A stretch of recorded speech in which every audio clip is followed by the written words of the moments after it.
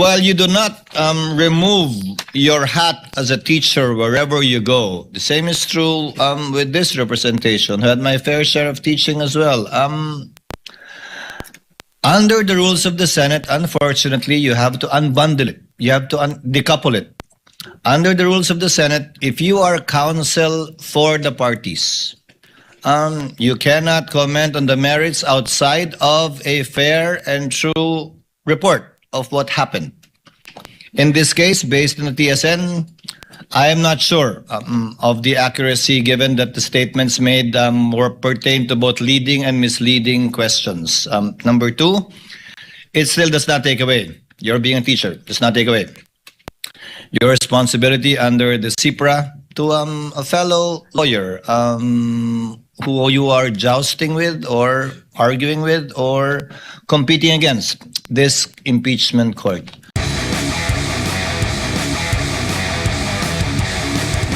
And redirect and or recross, if any. Your Honor. Your Honor. Yes, Honorable Chua. I will now turn over to Attorney Ligutan for his brief reply. Attorney Ligutan is recognized Your Honor. for his hopefully brief reply.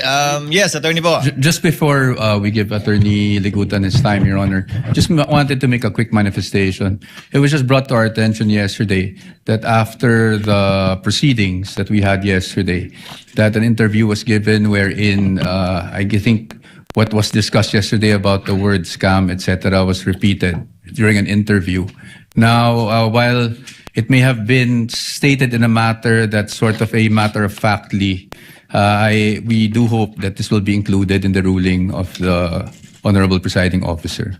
It is for included, guidance, actually, Your Honor. Attorney Boa. Thank you, Your Honor. Yes, Attorney Ligutan. It's working. Hello.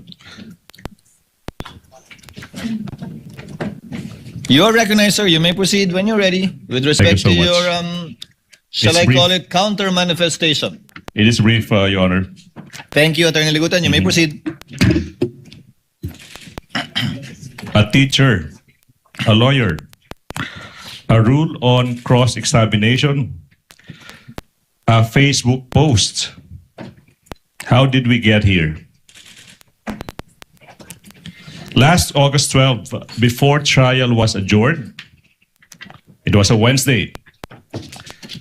Out of the blue, the defense made a manifestation, or should I say, a big issue of my Facebook post earlier that morning.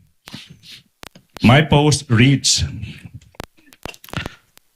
a principle all lawyers and law students know by heart. Misleading questions are not allowed, even on cross-examination. Period. The defense surmised it is a reaction to that viral exchange between the opposing counsel that morning. A lawyer for the defense said, in effect, that misleading questions are allowed. We all heard it. It immediately caused an uproar on social media, especially in the legal community, where it is a well-entrenched rule that misleading questions are not allowed, even on cross-examination. It is a truism as irrefutable as the sun rising in the east and setting in the west. It is a principle all lawyers and law students should know by heart. But why post it on Facebook? Your Honors, why not? Yes, I am a lawyer. But more than just a lawyer, first and foremost, I am a teacher. Isa po akong guro. Usa ko kang maestro, and I'm proud to be one. I have been a lawyer for almost 16 years, but I have been a teacher, an educator for almost 20. at alam ng ating mga magigiting na guro sa buong kapuluan na ang pagtuturo ay likas sa ating mga guro. Ang pagtuturo, ang pagtatama ng mali, ay walang pinipiling lugar at walang pinipiling panahon. That's why I made that post. I was concerned that the statement made in open court that misleading questions are allowed will go unchecked.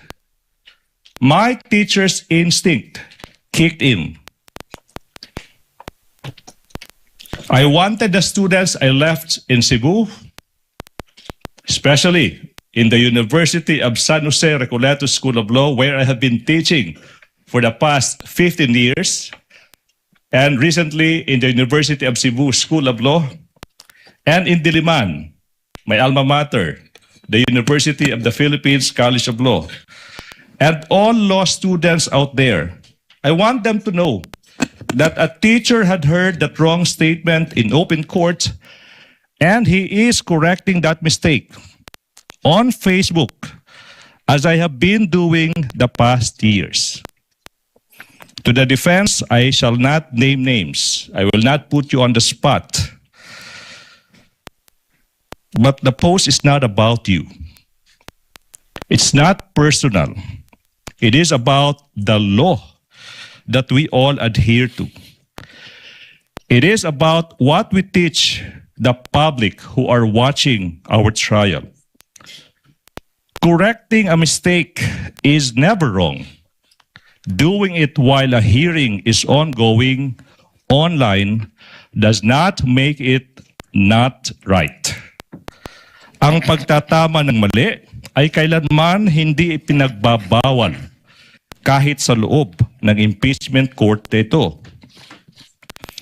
Now the defense said they found it troubling or in bad taste for a prosecution lawyer like me to, quote, do this, unquote, in the middle of a courtroom hearing. But do what? Corrects a wrong? On the contrary, Your Honors, what is more troubling is for the defense not to admit their mistake and instead call out a lawyer, a teacher who just stated what is correct in his own time and in his own Facebook account. What is troubling is if we turn a correction of a mistake by one side into a shield from fair criticism for the other.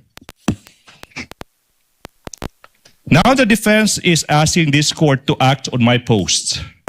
It is elevating it to a serious courtroom violation. But what did I violate? I did not discuss the merits of the case. I did not discuss the strength or the weakness of the oral arguments or evidence of either side. I only stated, without mentioning any name, using the most neutral of font color and background, black and gray, without adding any emoticon, without splicing anything. What the rules of procedure simply provide, that misleading questions are not allowed, even on cross-examination. Your Honors, we in the prosecution also have rights. I, for one, did not surrender my freedom to teach and to enlighten when I decided to participate in this trial. Patuloy po ako magiging guro kahit sa loob ng impeachment court na ito. Lastly, Your Honors, the defense mentioned humility. That I should have been humble enough not to post that now viral statement. Your Honors, being a provinciano, from Leyte, Samar, and Cebu, and coming from a middle-income family born without a famous family name, who had to compete for his spot in this capital, I know a thing or two about humility. The defense cannot lecture me on humility. If there's somebody who needs to be reminded about humility, it's them, the defense. It is the opposite of humility. It is pride, not to admit a mistake, or worse, call out someone who simply corrected that mistake. Good morning. That does not fall under my definition of brief, counsel, but we will take it nevertheless. For the record, before the chair makes its ruling on these matters, the TSN says, Attorney Kapunan, leading, and then she corrected herself, misleading questions are not allowed on cross. Attorney FERRER, she said they're allowed. Now, the TSN cannot possibly cover the overlapping voices, if at all. So most likely what happened, although we will check the video, would be Attorney FERRER commenting on the earlier statement that was corrected later on by Attorney Kapunan and changed leading to misleading. Perhaps Attorney FERRER was referring to leading questions and not misleading questions. But having said that, nevertheless, the court will include that as part of its ruling, with one caveat, Attorney Ligutan. While you do not remove your hat as a teacher wherever you go, the same is true with this representation. I had my fair share of teaching as well. Under the rules of the Senate, unfortunately, you have to unbundle it. You have to decouple it. Under the rules of the Senate, if you are counsel for the parties, you cannot comment on the merits outside of a fair and true report of what happened. In this case, based on the TSN, I am not sure of the accuracy, given that the statements made were pertain to both leading and misleading questions. Number two, it still does not take away, you're being a teacher, does not take away your responsibility under the CIPRA to a fellow lawyer who you are jousting with or arguing with or competing against this impeachment court. The remarks of the good gentleman, the Attorney Ligutan, the counsel for the panel of prosecutors, is noted and will be entered into records. Thank you, sir.